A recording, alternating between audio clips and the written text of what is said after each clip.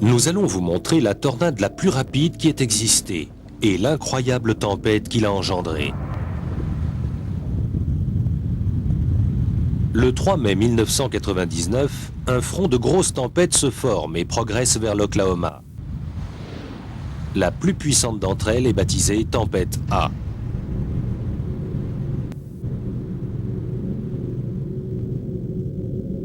Sous le soleil étouffant des plaines du sud des États-Unis, des orages très particuliers apparaissent. C'est ce qu'on appelle des supercellules, et Tempête A en est une énorme.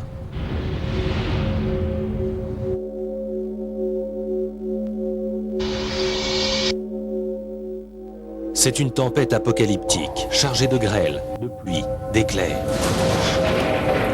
et de tornades. La situation géographique unique de l'Amérique du Nord favorise la naissance des supercellules.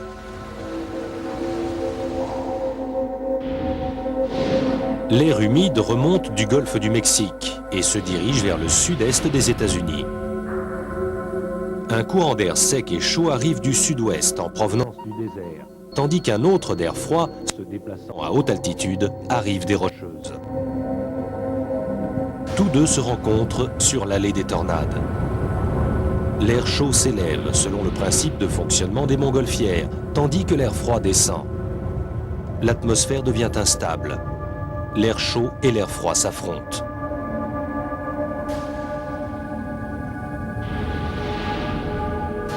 C'est alors que le dernier ingrédient entre en jeu, un tourbillon comparable à une turbulence.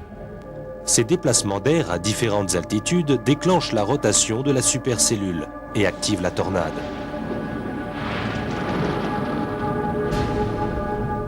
C'est un phénomène identique qui s'est produit dans l'Oklahoma en mai 1999. Tempête A menaçait déjà par force 3, mais ce n'était qu'un début.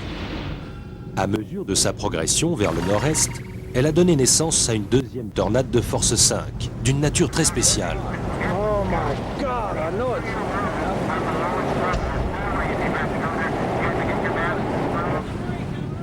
Son diamètre a atteint 1,5 km de large.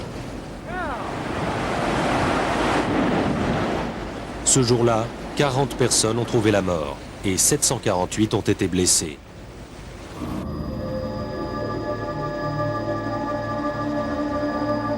Les dégâts matériels se sont élevés à près d'1,5 milliard de dollars. C'est la tornade la plus chère des États-Unis.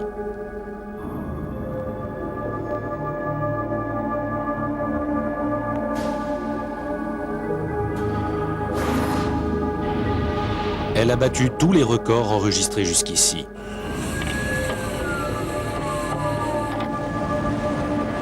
Des radars ont permis aux scientifiques de mesurer la vitesse du vent à plus de 500 km/h.